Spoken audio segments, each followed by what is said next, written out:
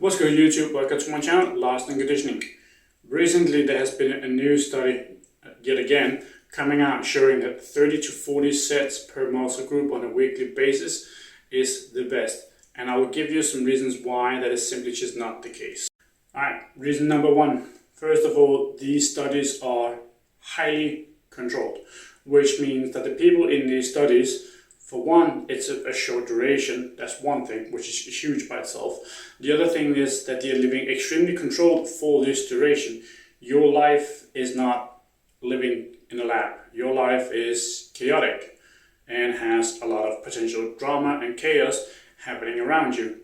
And you're not going to be able to sustain that amount of workload on a week-to-week basis, for a year, 2, 3, 4, or whatever time span it might be. You can maintain it for a month, maybe a few, but at a certain point you're going to run into overuse problems, which is why I would say it's not a great idea trying to do so much volume, because if you overtrain in that sense, you will spend a lot of time trying to recover from all the overuse, and then you're going to spend a lot of time where you're not going to have any results whatsoever, other than just getting your joints not to be painful at all times, and then can you resume regular training afterwards. Reason number two, sustainability, like I just touched on.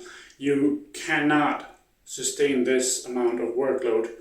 It's simply just not possible or feasible or even advisable to sustain this amount of workload. If you think about breaking it down of doing 30 sets for each muscle group, you're going to essentially live in the gym and have nothing else going on in your life. So if you want to do that, you probably already should be some sort of like fitness model in the first place, so where your entire life just revolves around going to the gym and taking pictures. If that's not your life, then trying to do 30 to 40 sets on a weekly basis is just going to lead to nowhere. And most probably people do not have the genetics to support that amount of workload. Even more so, most people are not blasting gear.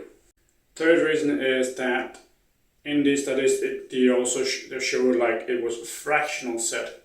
If you're going to have to count fractional sets, so let's take a bench press. How big of a fraction does that count for your shoulder or your triceps? Well, that depends. Are you doing a powerlifter competition style bench press? Are you doing a proper narrow grip bench press, or what are you doing?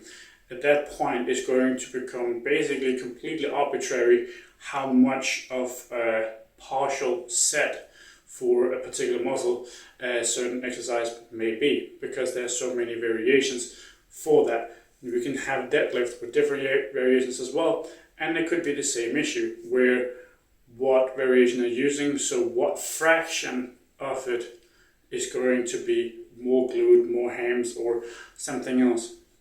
And at that point, you're trying to break down fractions of a set to count towards how much you're actually doing, rather than trying to look at your prime movers workload. So if you have 10 sets on a weekly basis where your chest is your prime mover, then you have 10 sets of chest, and you're not going to count anything of that in terms of fractional sets for your shoulders or triceps. If you have 10 sets of shoulder press and 10 sets of chest press, you're going to have 10 for your prime movers as a chest and 10 for your shoulders as your prime movers. And in that way, anything else trying to break down fractions of a set for a certain muscle group, it's just going to lead to a lot of frustration, and it's not going to help you neither in the long run or short run.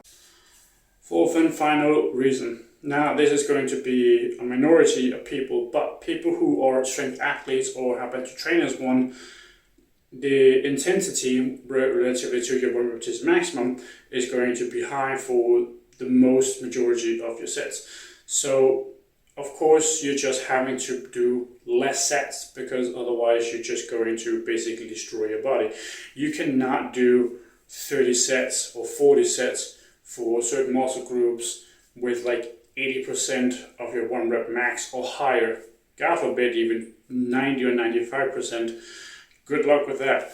So it's just not a good idea to trying to do all this workload. You will be much better off trying to actually work as few sets as possible and get results from that. And then you can try and figure out how much more you can do, and is that an extra investment worth the potential extra gains that you might be getting, or is it better to just keep it at a lower point and then actually get the gains from that level? Thanks for watching. Lars and Conditioning, signing out.